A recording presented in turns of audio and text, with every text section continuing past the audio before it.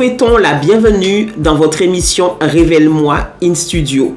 Aujourd'hui, dans votre émission, l'église de Thyatire et l'église de Sardes. L'église de Thyatire et l'église de Sardes, deux églises à qui le Seigneur donne presque le même conseil.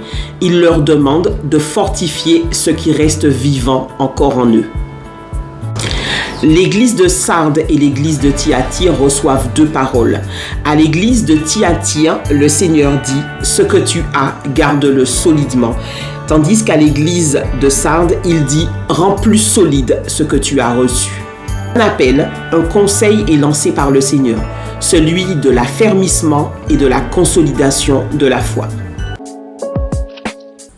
Bonjour Alain. Bonjour Sandra, bonjour à tous nos auditeurs. Tous ceux qui nous entendent, qui nous écoutent et qui partagent ces merveilleux messages et podcasts au nom de Jésus-Christ.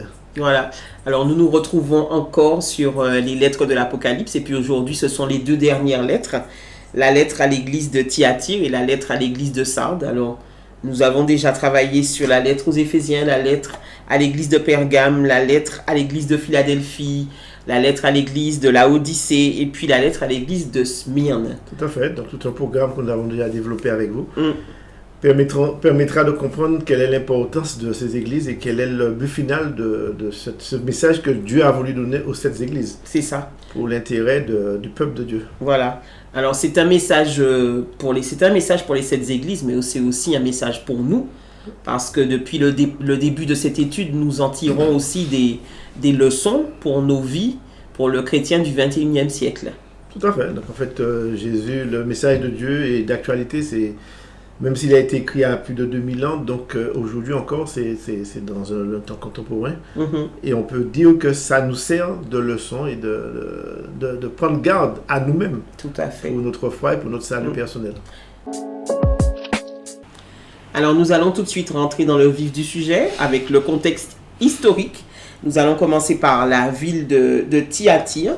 Alors juste pour information, juste pour info, toutes les villes sur lesquelles nous avons travaillé se trouvaient en Turquie. Alors c'est quelque chose qu'on a découvert au fil des recherches.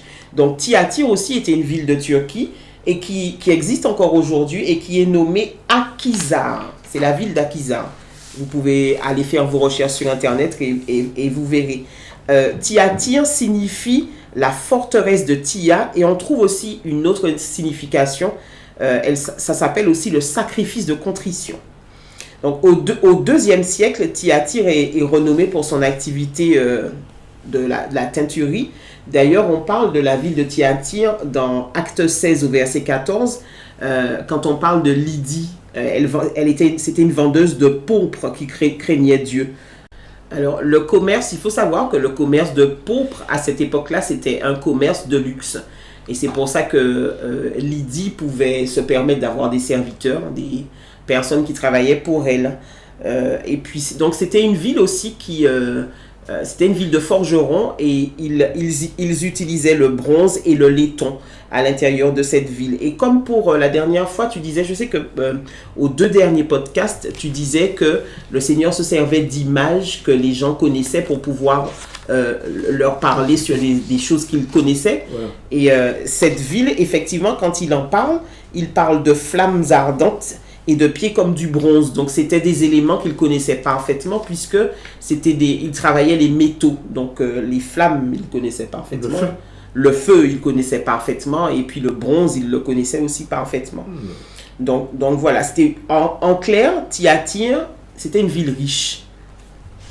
Alors, pour passer à l'église de Sardes maintenant, c'est toujours une ville, comme je le disais tout à l'heure, qui est située en Asie mineure. C'était la capitale de la Lydie, cette fois-ci à l'ouest de la Turquie. Donc, Sardes est une ville qui était aussi riche. Et d'ailleurs, quelque chose qui m'a frappé, je ne savais pas qu'il venait de là. Il y a eu un roi qui s'appelait Crésus qui venait de Sardes. Voilà. C'est Léon Parthe qui a fondé cette ville-là également. Oui, c'est ça. Il a fondé la ville. Et d'ailleurs, c'est pour ça que quand on parle de lui, on dit être riche comme Crésus. Et Crésus faisait partie de la ville de Sardes. Il a aidé à construire la ville de Sardes. Donc, c'était une ville très prospère. Et j'ai trouvé aussi dans mes recherches que c'est grâce à eux, les premières pièces de monnaie ont été fabriquées par les gens de la ville de Sardes. Voilà.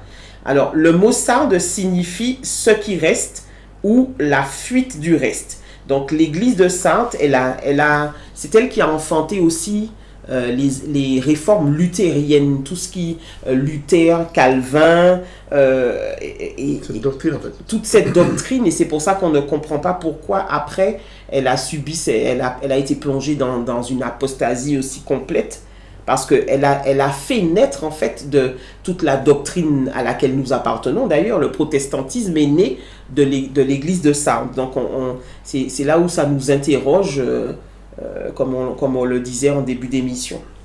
Voilà. Peut-être qu'à un moment donné, ils ont dû se reposer sur leur laurier et puis penser qu'ils avaient tout découvert, ils avaient découvert la réforme et qu'ils pouvaient se reposer. Et puis finalement, l'église s'est éteinte au fil du temps. En fait, c'est ça en fait, qui risque d'arriver en fait, quand une église est prospère spirituellement, c'est-à-dire qu'elle s'appuie après, elle avance, mais elle s'appuie sur ses lauriers en fait. C'est ça. Elle s'appuie sur ce qu'elle a et non sur l'Esprit de Dieu. Donc elle va penser à voir tout, de connaître tout. Donc elle va plus faire de recherche. Elle va plus chercher l'Esprit, les révélations de l'Esprit. Elle va se contenter de ce qu'elle a. Et c'est ça qui va créer la mort spirituelle, parce qu'en fait, c'est l'Esprit qui vivifie, la chair est faible, et l'Esprit vivifie. Si l'Esprit ne vivifie pas l'Église, donc effectivement, il n'y a plus de vie. C'est comme si en fait vous avez un très bel arbre dans votre jardin, mais vous ne l'arrosez pas, vous ne donnez pas de l'eau. Vous pensez qu'elle va pouvoir vivre sans eau, mais s'il n'y a pas d'eau, le Saint-Esprit, cet arbre va s'affaiblir et il va mourir tout doucement. Et c'est ça qui a dû se passer. C'est ça. Et d'ailleurs, c'est ce qui s'est passé parce que la ville de Sardes n'existe plus. Voilà. Elle est morte. Et on raconte que, pour la petite histoire, qu'il y a un soldat à un moment donné qui a découvert, parce que la ville était basée sur, derrière la ville, il y avait une chaîne de montagnes, comme des fortifications naturelles.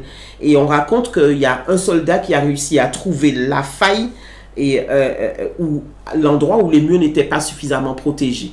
Et c'est comme ça qu'elle est tombée. Voilà, donc c'est ça en fait une faille peut-être petite, et je crois mais existante. Qui est existante. En fait, c'est là que l'ennemi des fois cherche des failles sur nous. Il cherche en fait des petites choses très très minimes, mais qui après ne pas être bouchées, il n'y a pas de repentance derrière. Donc ça devient un trou béant. Et c'est ça qui a dû se passer pour cette ville, pour qu'elle tombe. Donc on voit que la Bible nous demande de veiller et prier en tout temps. C'est-à-dire que parce que nous devons veiller sur l'Église, sur nous-mêmes, mais sur également les églises locales, pour pouvoir en fait intercéder, parce qu'il peut y avoir une petite faille, une petite erreur, une petite diversion qui va créer en fait des trous béants. Quand elle n'est pas traitée. Quand elle n'est pas traitée en son temps. C'est ça. Alors, on voit souvent qu'il y a une corrélation entre ce qui se fait dans le monde physique et puis ce qui se fait dans l'Église. Voilà. Et dans pratiquement toutes les lettres que nous avons, sur lesquelles nous avons travaillé, il y a cette corrélation-là. Souvent, c'est associé, l'histoire spirituelle est associée à l'histoire physique, ou alors l'histoire physique est associée à l'histoire spirituelle. Voilà. Donc, en fait, il y a toujours en fait, cette corrélation. Parce que Dieu utilise toujours les éléments de notre vie courante pour pouvoir nous révéler des choses, c'est-à-dire qu'il va nous parler de choses que nous connaissons pour mieux nous faire intégrer. En fait, c'est un peu éducatif en fait. La pédagogie. En tant qu'enseignant, tu sais qu'en fait que on se sert de l'environnement proche, de ce que l'enfant connaît, maîtrise le mieux pour pouvoir l'enseigner, pour qu'il puisse mieux intégrer en fait les éléments de langage et ce qu'on doit lui apprendre en fait. Alors nous allons prendre maintenant nos deux textes de base. Pour l'église de Thyatire, il s'agit de Apocalypse 2, les versets 18 à 29. J'ai compté qu'il y a 11 versets pour eux. Oui. Et puis pour l'église de Sardes, nous allons prendre Apocalypse 3, versets 1 à 6. Et là, il y a 6 versets. J'ai compté les versets parce que pour l'église de Thyatire, par rapport à toutes les lettres, c'est l'endroit où Dieu fait le plus de reproches.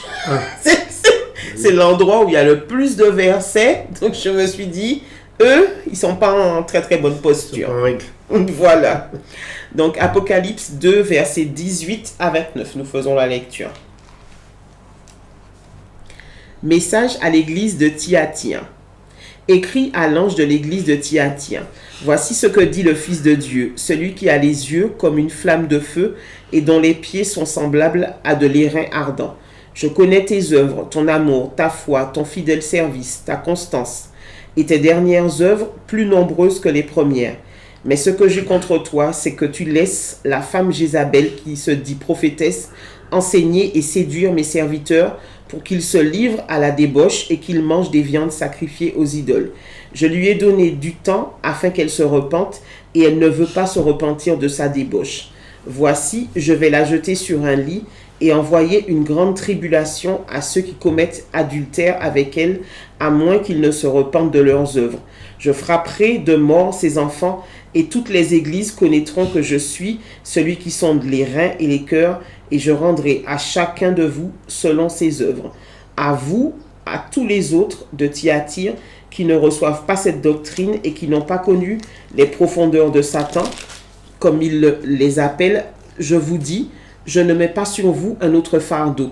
Seulement ce que vous avez, retenez-les jusqu'à ce que je vienne.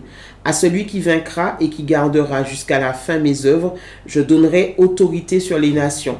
Il les pètera avec une verge de fer, comme on brise les vases d'argile, ainsi que moi-même j'en ai reçu le pouvoir de mon Père. Et je lui donnerai l'étoile du matin. Que celui qui a des oreilles entende ce que l'Esprit dit aux églises. Donc ça, c'était la lettre pour l'église de Thyatire.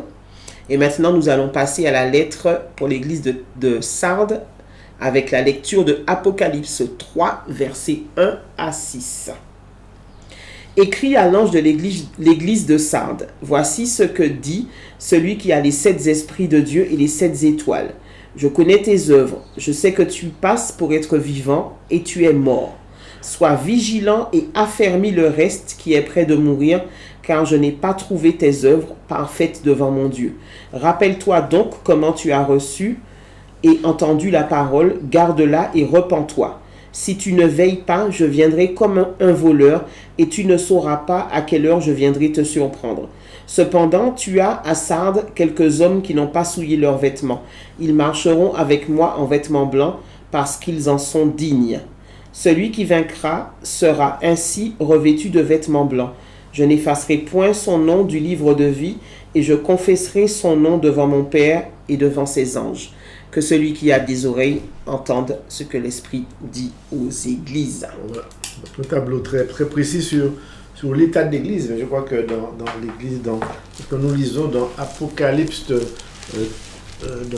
Thyatire, chapitre 2, verset 18, il est dit que « Voici ce que dit le Fils de Dieu, celui qui a les yeux comme une flamme de feu et dont les pieds sont semblables à de l'airain ardent.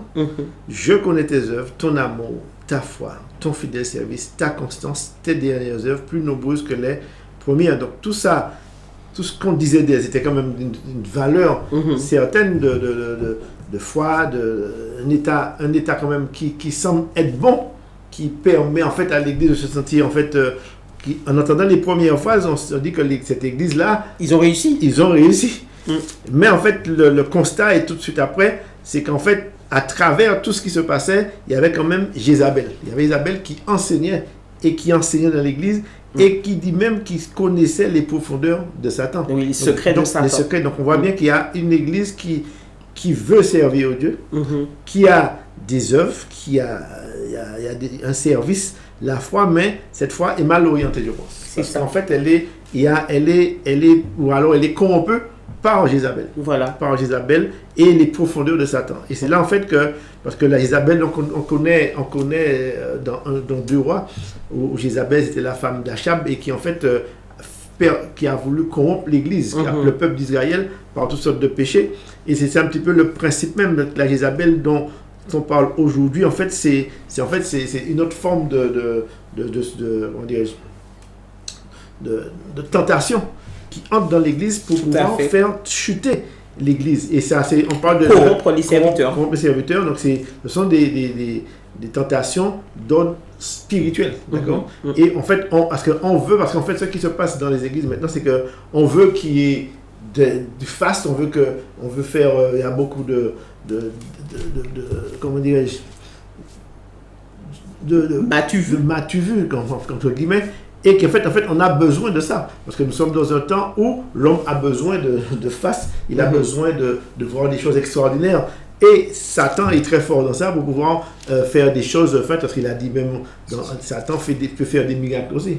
Donc c'est pourquoi il dit, il ne faut pas se laisser tromper par les miracles. Qui fait les miracles? Qui fait l'œuvre dans l'église? Est-ce que c'est Jézabel ou est-ce que c'est le Saint-Esprit?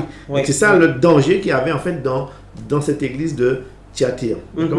J'aime bien comment l'apôtre Jean se présente cette église-là. En fait, comment Dieu se présente à l'église. C'est la seule fois dans toutes les lettres où on parle du Fils de Dieu, on parle de Jésus. Et je pense que c'est parler de Jésus avec en face Jézabel, parce qu'il fallait rétablir la vérité.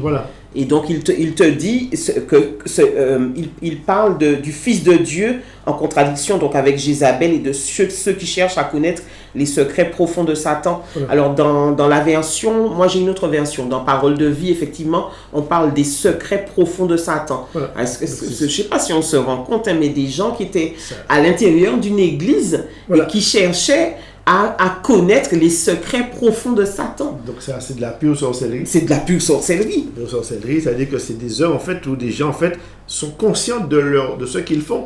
Parce que connaître les propos de Satan, c'est connaître en fait certaines stratégies de l'ennemi. Tout à fait. Et pour pouvoir en fait faire comme à la limite, je dirais c'est pire que Balaam. Oui, tout à fait. C'est pire que Balaam. C'est pire qu'en fait que Balaam c'était quand même de la corruption également, mais c'était plus par l'argent. Mais là, c'est vraiment dans des œuvres spirituelles. Exactement. On voit les deux confrontations spirituelles dans cette église. Une église où le Fils, comme tu disais, le Fils de Dieu est là, mais aussi Satan veut aussi agir dans cette église. Tout à fait. Je crois que c'est là en fait que nous comprenons que de faire très attention, parce que de même que l'ennemi, Dieu vit dans l'église, il y a cet esprit, mais des fois c'est très facile de vouloir laisser Satan entrer et certains pénétrer dans l'église. Tout à fait. En fait, je pense que c'est comme tu disais tout à l'heure, de nos jours, la corruption peut entrer et la sorcellerie peut entrer pour justement attirer les regards sur soi et montrer. Quand on veut paraître, on demande à l'ennemi d'avoir le pouvoir de paraître, et puis quand je vais juste lancer ma main, les gens vont s'envoler et on va voir que je suis quelqu'un qui a de la puissance et du pouvoir, mais ça n'a rien à voir avec la puissance et le pouvoir de Jésus. Et de toute façon, nous voyons à quel pouvoir les gens appartiennent. À partir du moment où on cherche à se glorifier soi, on n'est déjà pas au bon endroit. Souvent, quand on regarde des vidéos, on voit énormément de choses particulières. Des miracles sont faits, mais on voit bien que la gloire ne revient pas à Dieu, la gloire revient à l'homme qui est en train d'agir. Tout à fait, voilà.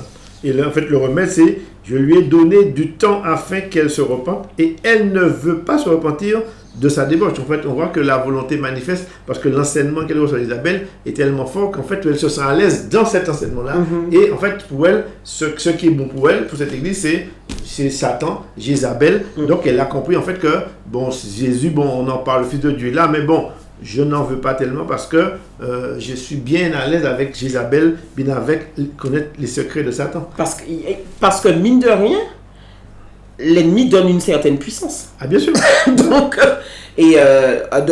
au niveau terrestre, on aime bien, quand on voit les stars. Il y a une certaine puissance, il y a ce qu'il faut, il y a le faste, il y a le fait d'être connu, on a toutes sortes de choses, donc il y a une certaine élévation qui est purement terrestre et pas spirituelle. Voilà, donc en fait on voit des fois à travers des chansons qui ont un succès fulgureux et mais après des fois quelques années après, on n'entend plus parler de cet artiste-là. Exactement. Et lorsqu'on va le voir, on voit qu'il est totalement dans la débauche. C'est éphémère. Et c'est éphémère, c'est passager. Alors que la vie de l'esprit, c'est toujours quelque chose de permanent, parce que même si, comme il disait à une église de Smyrne, bien que tu sois pauvre, tu es riche. C'est ça. Tu es riche spirituellement. Et c'est ça, cette richesse-là que Dieu recherche pour ses enfants. D'accord? Tout à fait. Alors, quand l'apôtre Jean présente Dieu à l'église de Sardes, il dit celui qui a les 7 esprits de Dieu et les 7 étoiles. Donc, on l'avait déjà dit, je me semble, dans Apocalypse 1. Dans la lettre aux Éphésiens. Les 7 esprits de Dieu, souvent, c'est associé aux yeux de Dieu qui parcourent toute la terre.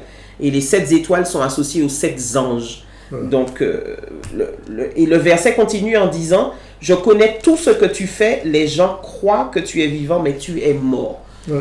Donc, les yeux parlaient du fait que le Seigneur savait, en fait, exactement tout ce qui se passait à Sardes. Voilà. En fait, il y a un verset dans Pierre qui parle de la piété. C'est-à-dire que, je n'ai pas le verset exact, mais en fait, il parle de la piété, qu'en fait, que c'était des œuvres on voit bien que dans des églises, on voit qu'il y a beaucoup d'apparence. De bonnes œuvres. De bonnes œuvres, beaucoup d'œuvres. C'est-à-dire que l'église est basée sur des œuvres, sur des choses extraordinaires. On fait des œuvres. Donc, en fait, on ne peut rien lui reprocher sur les œuvres, mais la Bible dit qu'elle est morte. C'est-à-dire qu'en fait, la vie de l'esprit est partie. C'est-à-dire qu'il y a beaucoup d'églises qui basent leur organisation sur des œuvres. Des œuvres de bienfaisance, des œuvres de ceci.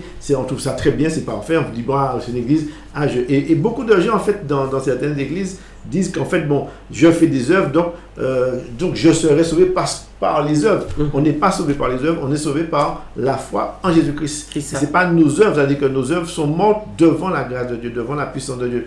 C'est-à-dire que si on n'a pas l'Esprit de Dieu et Jésus-Christ lui-même, on est mort. Et beaucoup de gens se disent, c'est enseigné que parce que j'ai fait des œuvres, parce que j'ai donné ceci, parce que j'ai fait cela, je serai sauvé. On a acheté quelque chose. On n'achète rien. C'est-à-dire que c'est par grâce que vous êtes sauvés par le moyen de la foi. C'est un don gratuit. Donc cela ne vient pas de vous, mais c'est un don de Dieu. Et ce don-là, Dieu nous le donne par Jésus-Christ. Et c'est ça qu'il disait à Sardes. C'est-à-dire qu'il disait au verset, je connais tes œuvres, je sais que tu passes pour être vivant. Donc pour les gens, matériellement, physiquement, ils passaient pour être vivants. C'est quand même grave. Je passe pour être vivant et que tu es mort. Qui dit mort spirituel. Parce que la Bible nous dit dans Jean 2, c'est-à-dire que si tu ne nais de nouveau, tu ne peux voir le royaume de Dieu, parce que bien comprendre la genèse de cette mort, c'est à travers, pour reprendre un petit peu cette situation, lorsque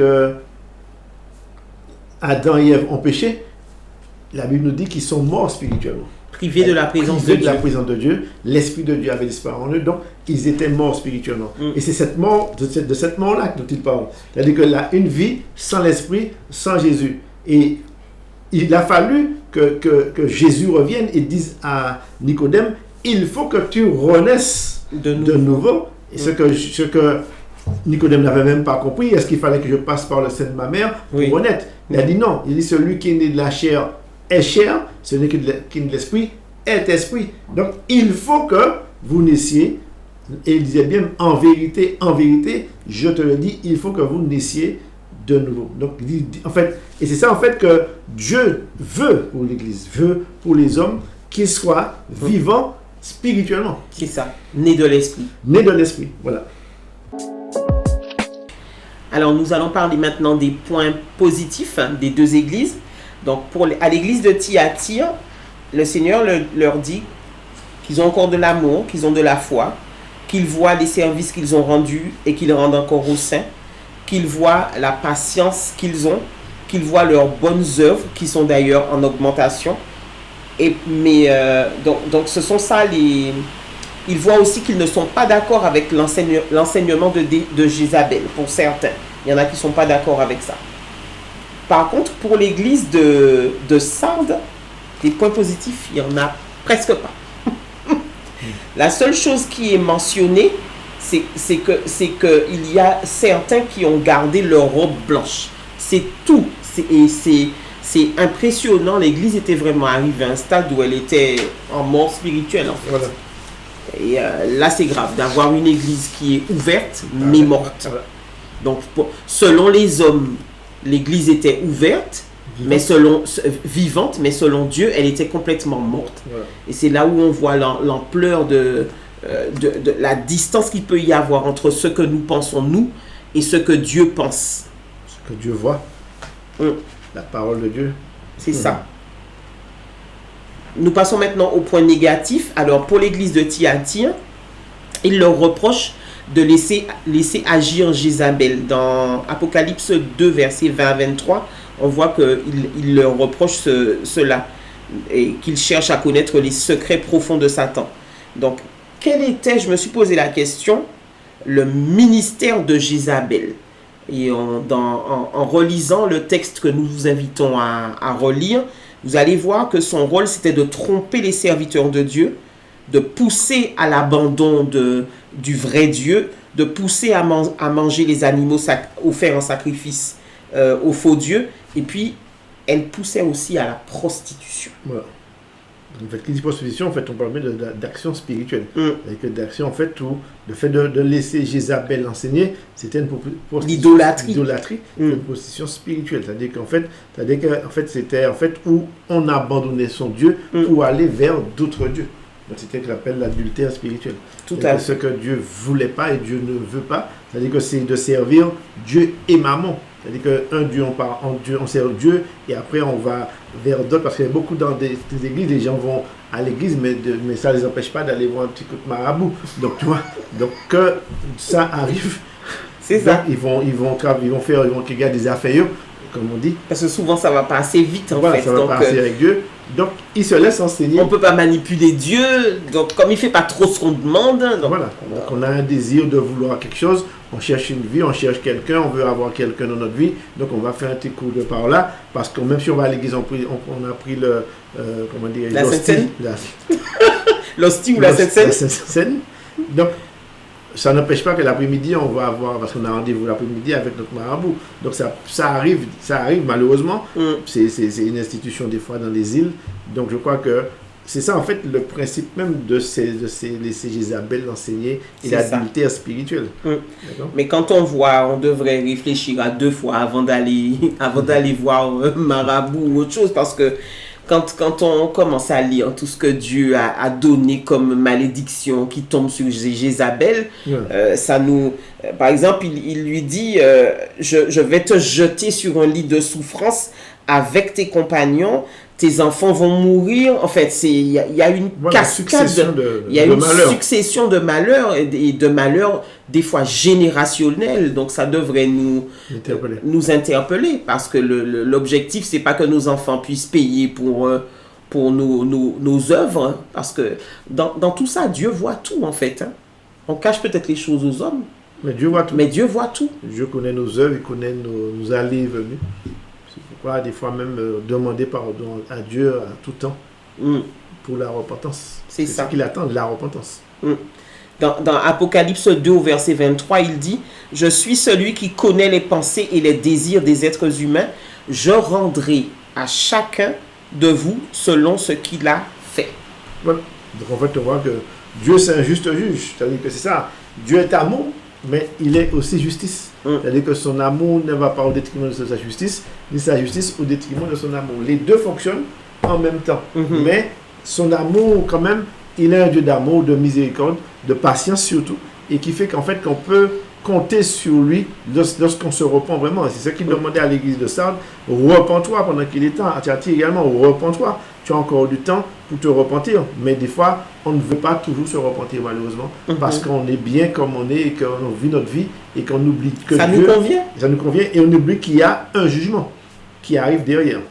Parce qu'on n'a pas la notion du jugement. Parce que depuis 2000, on dit Jésus revient. Donc finalement, à 2025, il n'est pas encore revenu. Donc, mais certainement, il reviendra. Nous devons le prêcher, le rabâcher. Jésus revient bientôt.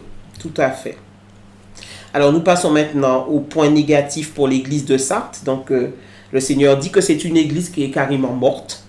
Il dit que aussi ses actions sont imparfaites. Et puis, il dit qu'elle a oublié l'enseignement qu'elle a reçu et entendu. Et puis, il parle aussi de l'hypocrisie spirituelle, en fait, comme l'histoire de Ananias et de Saphira qui avaient acheté le terrain et puis ils ont décidé d'enrober tout ça, de mentir. Voilà. Sur le prix du terrain. C'est ça. Ils donnaient une partie.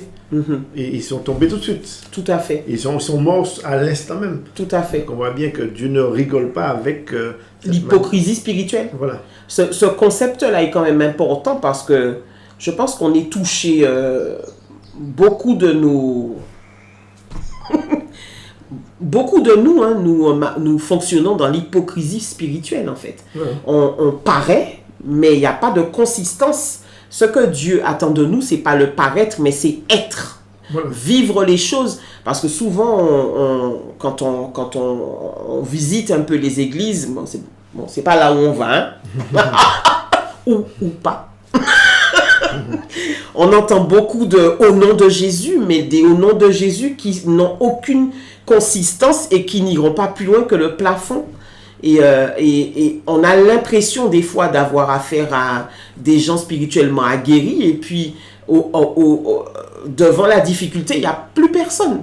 Donc, et Dieu voit l'hypocrisie spirituelle, et on le disait aussi, les esprits méchants voient aussi l'hypocrisie spirituelle, et on peut se faire démonter quand on n'a pas le poids, on en parlait dans une émission, le poids spirituel, quand on n'a pas le poids spirituel qu'il faut, on ne fait pas le poids, et puis on se fait démonter aussi.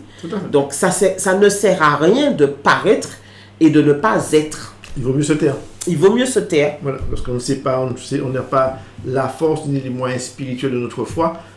Il vaut mieux se taire que de dire je vais faire, oui. Et puis on ne fait rien du tout. Tout je crois à que fait. c'est ça en fait cette hypocrisie dont tu parles certainement. Donc je crois que c'est là en fait que là c'est ça où Sardes c'était construit sous cette hypocrisie-là. C'est ça. En fait, parce elle paraissait pour être vivante. Mais elle était morte. Mais elle était morte parce qu'en fait, au fond d'elle, il n'y a pas de vie de l'esprit. Il a nous dit que c'est l'esprit qui vivifie, encore une fois. Tout donc, à fait. S'ils n'ont pas l'esprit, et c'est pourquoi il lui dit au verset, rappelle-toi donc comment tu as reçu et entendu la parole, garde-la et repens-toi. Donc, il sait que lorsqu'il a de la parole, il s'est repenti pour arriver à la connaissance de l'esprit. Donc, mais souviens-toi du moment où tu as entendu cette parole, comment elle t'a fait du bien au moment où tu l'as entendu, et comment tu t'es engagé spirituellement pour pouvoir progresser. Et c'est là, en fait, que repens-toi. Donc, tu connais le chemin. Tu connais le chemin de la repentance. Tu connais la vie. Et il lui dit après, je viendrai comme un voleur et tu ne sauras pas à quelle heure je viendrai te surprendre. Il a nous dit que quand Jésus reviendra, il viendra comme un voleur. Personne ne sait le moment ou le temps. Donc, il n'y a pas de... Ni le jour, ni l'heure. Donc, et c'est ça, en fait, un voleur, des fois, même quand nous sommes dans la maison, le voleur entre. Il vole tout ce qu'on a alors que nous sommes dans la maison. Ça y est arrivé. Donc, le voleur, c'est sournois. Et ça peut venir à n'importe quel moment. C'est pourquoi il prend cet exemple de voleur pour expliquer que c'est très subtil cette situation. On peut être dans notre maison à 1h, on part à 2h faire une course, à 3h on revient, la maison a été volée. Voilà. Donc on ne sait pas ni l'heure ni le moment. Donc il faut rester sur ses gardes. Voilà. Amen. Et là encore, en fait, donc, ce qu'on peut dire sur le lit de souffrance, ça peut être comme c'est une adultère spirituelle. Donc en fait, une prostituée, qu'est-ce qu'elle fait? C'est sur un lit qu'elle se couche physique pour pouvoir avoir des adultères avec les hommes. Et là, si on parle spirituellement, je crois que c'est des enseignements négatifs, destructeurs que cette femme Jézabel recevra pour ne même pas pouvoir revenir à l'état de spirituel et pour pouvoir se repentir. Et tellement la souffrance sera grande, même ses enfants ne pourront même pas revenir vers Dieu pour pouvoir être sauvés. Je crois que c'est extrêmement grave pour ce principe même d'adultère spirituel. Le symbole du lit est aussi fort. Hein, voilà. Tu es couché, tu es couché, la position couchée, tu n'es plus debout du tout en fait. Voilà. Tu es comme paralysé. Paralysé et absorbant toutes les choses négatives. Et où tu ne peux plus te revenir. Quand quelqu'un est sur un lit alité et ne va plus bouger, en fait, c'est la mort qui s'ensuit. En fait. Tout à fait. Voilà. Tout à fait. Alors, quelles sont les promesses que l'apôtre Jean, enfin que Dieu, par la bouche de l'apôtre Jean, fait aux églises?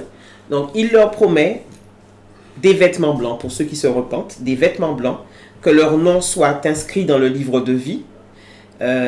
Jésus leur dit qu'il va leur donner le pouvoir qu'il a reçu de son Père.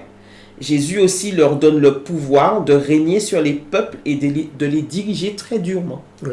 À chaque fois, c'est bizarre, hein, les diriger avec une verge de fer ou les diriger très durement. Ça m'a toujours intrigué. Oui, parce qu'en fait, lorsque nous sommes Satan, ne rigole pas avec nous non plus. Lorsqu'il nous frappe, il nous met des difficultés, il le fait avec violence. Hein. Donc, je crois que tous ceux qui participent avec Satan, parce qu'ils connaissent le monde de Satan, ils agissent, nous devrions juger avec une verge de fer. C'est ça. Et avec sévérité. Pour pouvoir, en fait, paître les brebis. Voilà. Ensuite, il dit, comme promesse, il dit qu'il va leur faire don de l'étoile du matin. Voilà. Alors, on parle aussi de l'étoile du matin dans Apocalypse 22 au verset 16. Il est écrit, « Moi, Jésus, j'ai envoyé mon ange pour affirmer aux églises que tout cela est vrai. Je suis né dans la famille du roi de David, je suis l'étoile brillante du matin. » Voilà. L'étoile brillante du matin, en fait, c'est le soleil levant. C'est-à-dire que c'est le soleil levant, c'est-à-dire que c'est celui qui nous éclaire en permanence. Et Jésus, c'est quand il était avant la création du monde, il y avait une lumière. C'était pas le soleil, mais c'était la lumière de Dieu qui éclairait la terre. Et c'est cette lumière du matin, c'est cette étoile du matin dont Jésus parle, dont il est, on le retrouve dans l'Apocalypse. Donc voilà, ce sont les promesses qui ont été faites aux vainqueurs. Hein. C'est pas n'importe qui que les promesses sont faites. Les promesses sont faites aux vainqueurs. Et là, ça nous parle encore à nous, que nous puissions être du côté des vainqueurs et pas du côté des perdants. Voilà. Et effectivement, en fait, dans ce qu'on constate en fait, par rapport à toutes les églises, il est toujours dit à celui qui vaincra. Voilà. C'est-à-dire qu'il y a une lutte à mener, c'est-à-dire que ce n'est pas évident pour chacune des églises. À celui qui vaincra, je donnerai une robe blanche à celui qui vaincra. C'est-à-dire qu'on voit bien que l'église n'est pas une chose simple. Mener une vie spirituelle sur terre à l'heure actuelle, c'est pas toujours simple. C'est-à-dire que c'est un combat permanent. C'est une difficulté que nous rencontrons pour ne pas chuter, parce qu'en fait, nous le disons là aujourd'hui, mais on comprend bien que c'est pas si Dieu dit à chacune des églises une situation spirituelle qui a été bonne et qui a été dégradée au fil du temps, c'est que le combat est dur. C'est-à-dire que les événements que nous subissons chaque jour à travers notre vie matérielle, notre vie familiale, professionnelle et autres. Donc tout ça ne permet pas un équilibre toujours parfait pour pouvoir nous stabiliser dans la vie spirituelle. Donc ce sont des difficultés qui des fois nous éprouvent. Et des fois, au point d'abandonner Dieu, au point de tourner vers les profondeurs de Satan, au point d'aller vers les marabouts, au point en fait, qu'on peut chercher une solution parce qu'on se dit, bon, est-ce que Dieu m'entend? Est-ce que Dieu a entendu ma voix? Et Dieu nous montre à travers cette église que Dieu nous voit et qu'il nous entend. C'est à nous de persévérer jusqu'au bout pour pouvoir tenir ferme. Et c'est là, en fait, celui qui vaincra, donc celui qui combattra le bon combat de la foi, qui maintiendra dans sa vie spirituelle l'Esprit de Dieu, qui gardera contact avec l'Esprit, celui-là pourra recevoir les couronnes de vie. En fait, il faut mourir à soi. Parce que tant qu'on est encore vivant, on voudra avoir des choses pour nous. Et le fait de vouloir, de désirer des choses, c'est ça qui va nous pousser. Quand Dieu ne va pas nous les donner, ça va nous pousser à aller dans l'autre sens.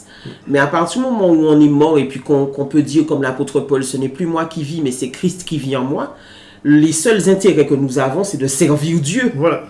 Donc, tant que la mort à soi, c'est quelque chose, hein, l'ego, quand des fois, nous voyons des égos surdimensionnés, mais l'ego surdimensionné ne glorifie pas le Seigneur. Le Seigneur, on peut être en poste, par exemple, dans une église et avoir un ego surdimensionné et ne pas pouvoir accomplir l'œuvre que le Seigneur veut parce qu'on est trop vivant. Et il nous faut diminuer, comme disait Jean le Baptiste, il faut que je diminue, il faut qu'il croisse et moi que je dois diminuer.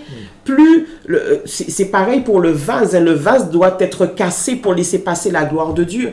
Si le vase est encore bien, je sais pas, hein, un vase en argile, tout le monde le connaît, s'il n'est pas cassé, la lumière ne peut pas passer. Donc, il faut qu'il soit cassé pour laisser passer la lumière qui est à l'intérieur de lui. Tout à fait. Et je crois qu'il faut aussi continuer à servir Dieu pour ce qu'il est. C'est-à-dire qu'on ne sert pas Dieu pour pouvoir avoir des bénédictions, on ne sert pas Dieu pour pouvoir obtenir une grâce ou bien, mais la grâce vient à partir du moment, comme tu dis, qu'on s'humilie et qu'on accepte la volonté de Dieu. Tout à fait. Sans chercher quelconque gloire, sans chercher une quelconque récompense. Parce que c'est lorsque nous cherchons des récompenses, c'est alors que nous allons, parce que notre cœur sera partagé entre la récompense, les faveurs et la volonté de servir Dieu. C'est-à-dire que nous servons Dieu parce que nous l'aimons point. C'est-à-dire que si nous aimons Dieu, nous allons faire sa volonté. Qui ne nous bénisse pas, je sers Dieu. Et c'est ça en fait que Dieu veut. Comprenons que la vie spirituelle, c'est une vie de l'esprit. C'est-à-dire que ça n'a rien à voir avec notre vie matérielle. Maintenant, par grâce, Dieu nous donne des bénédictions, par grâce, il nous accorde un travail, par grâce, il nous fait du bien, mais avant toute chose que nous servons Dieu, c'est par amour, sans une quelconque récompense. Tout à fait. Souvent, quand la récompense, on a attendu une récompense qui ne vient pas, on commence à douter, on commence à pleurer, on commence à gémir, et on commence à murmurer. Ça veut dire qu'on n'était pas parfait dans l'amour. Voilà. Parce que quand on est passionné par quelque chose, par exemple, quand on est fiancé, on a toujours envie d'être ensemble du matin au soir. Donc, la relation avec le Seigneur, elle est exactement la même. Mais quand ça diminue, en fait, il faut maintenir la passion. L'objectif. C'est ça, la passion que l'on a pour le Seigneur. Voilà. Et je crois que c'est l'animal du peuple d'Israël dans le désert, c'est-à-dire que parce qu'il n'avait pas un peu de manne, il murmurait, alors que la manne était à disposition, parce qu'il leur manquait de la manne à manger chaque jour, et bien il commençait à murmurer, commençait à pleurer. Ah, tu nous as fait sortir du pays d'Égypte où nous avons ceci, cela, et maintenant on est dans le désert, on est en train de mourir, on meurt de soif, alors que Dieu a dit, mais arrêtez de murmurer. Ça sert à rien de murmurer comme ça sert à rien de vouloir. Et chaque fois qu'on voyait qu'une partie du peuple disparaissait, parce qu'il y avait des murmures derrière. Et c'est ça, en fait, Dieu nous montre l'exemple même de notre manière de vivre. Nous devons vivre pour Dieu, parce que nous avons un objectif, comme on dit, la vie éternelle. Tout à fait. On doit pouvoir dire comme l'apôtre Paul, ce n'est plus moi qui vis, mais c'est Christ qui vit en moi. Donc toute ma vie est tournée autour de Christ et puis autour des affaires du royaume. De sa volonté, voilà. Voilà. Donc voilà, nous vous avons donné ce que le Seigneur nous a donné, nous a transmis. Voilà. Donc cette église, l'église d'Éphèse, c'est celle qui avait perdu sa passion pour Dieu. L'église de Smyrne, c'était l'église persécutée et pauvre, mais riche spirituellement. L'église de Pergame, c'était l'église compromise avec l'enseignement de Balaam. L'église de Thyatire, c'était l'église apostate où la foi était échangée contre les bonnes œuvres. L'église de Sardes, c'était l'église morte avec l'influence de Jézabel. L'église de Philadelphie, c'était l'église fidèle malgré la persécution des pharisiens.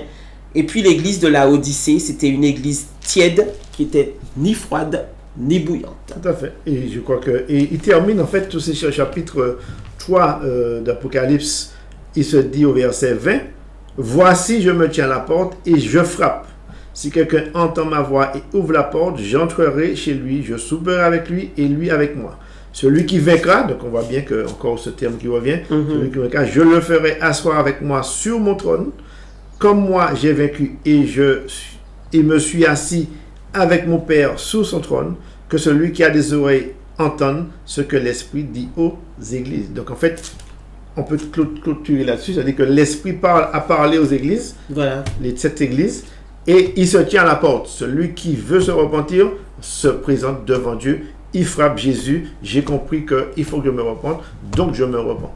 Et c'est ça en fait, et il soupera avec Jésus-Christ dans son royaume pour la gloire de Dieu. Il y a encore le temps, c'est encore le temps. Ouais. Et pendant que tu parles, ça me fait penser à, je ne sais plus, je crois que c'était Pergame, où il disait « Je te donne ceux de la synagogue de Satan ouais. ».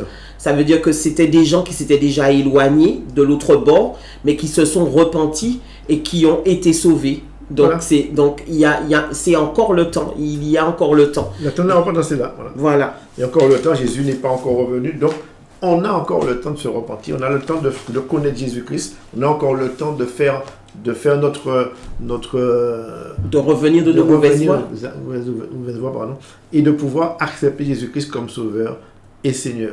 Et c'est là en fait et permettre à Dieu de souper et qu'on puisse souper avec lui. N'est-ce pas merveilleux? Prendre le repas des noces. Amen. Amen. C'est ici que se termine cette belle émission et c'est ici que se termine aussi cette belle étude sur les différentes lettres. Nous remercions nos auditeurs fidèles et ceux qui vont jusqu'au bout de nos émissions. Nous vous remercions de nous avoir suivis et puis nous vous disons à la semaine prochaine. Et là, je crois que la semaine prochaine, on va commencer à parler de l'enlèvement de l'Église. Voilà. Je crois que c'est un de mes thèmes favoris. Et après l'enlèvement de l'Église, nous poserons la question... Et si tu étais encore là après l'enlèvement, que ferais-tu? Et c'est ça, en fait, nous allons essayer de vous tracer un petit peu la vie de l'esprit, la vie de l'Église, la vie de l'Église contemporaine. Et je crois qu'aujourd'hui, c'est parce qu'il y a un enlèvement qui vient ensuite. Tout et il y a aussi un après-enlèvement, comme tu disais. Et l'après-enlèvement, c'est Allah qui est belle. Voilà. Eh bien, à très bientôt. Que Dieu vous bénisse tous. Ciao.